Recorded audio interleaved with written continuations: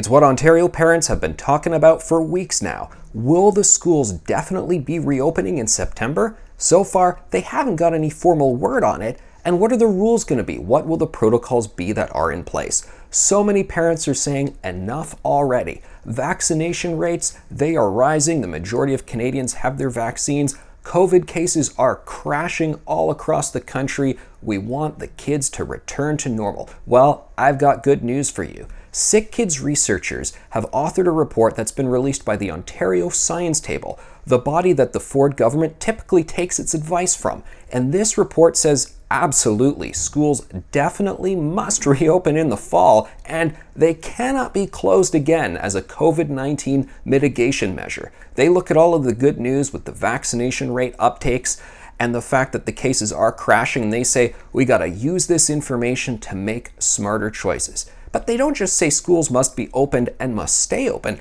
They also say a lot of these measures that were in place last year, no more of that. If there's a low risk situation, and they say the fall, September is going to be low risk, then no more masks in kids, no more cohorting, no more distancing, and all extracurriculars must resume.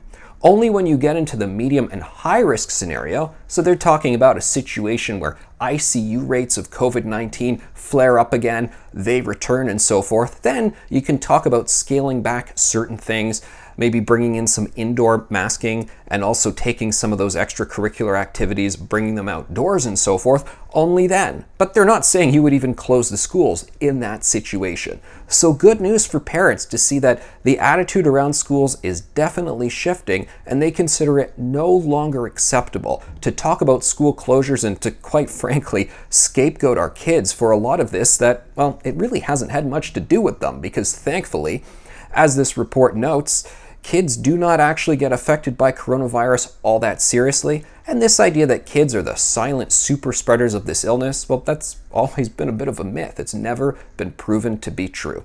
Also, a lot of people asking questions about vaccinations, some people believing that you gotta get the kids vaccinated before they get back to school, but this report cautions and says, well, hold on a second, vaccines are not approved for 12 and under, and we have no clue as to the timeline of that, because of course there's a lot of conversation about the risk-benefit analysis and when vaccines will be deemed safe for children under the age of 12. So they just say, well, that remains unclear, so no, we're actually not going to put any conditions like that. We don't need to talk about the small kids being vaccinated, although they of course encourage everybody who's eligible to be vaccinated in Ontario to get it. So let's embrace this good news and move forward with it. We've got the Science Table, Sick Kids researchers saying, come on Ontario, this is what we've got to do. Don't just open the schools, but leave a lot of the measures behind, take the masks off the small kids, bring back the extracurriculars. Let's get the kids back to normal this September.